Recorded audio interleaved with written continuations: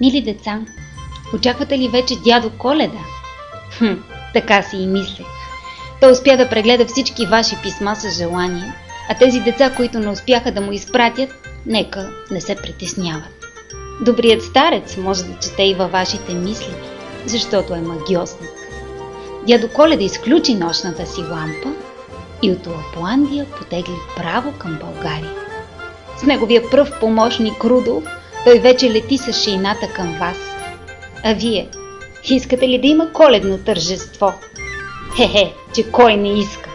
Тогава запомнете добре датата 12 декември. Тогава от 5:30 след обяд в клуб Спаго ще ви очаква самият дядо Коледа с цял чувал подаръци. Рудолф през това време вече ще си почива, пък вие ще си играете с всички деца на парафол и ще се радвате на новите си подаръци. Нали запомнихте? 12 декември от 5:30. До скоро и бъдете послушни!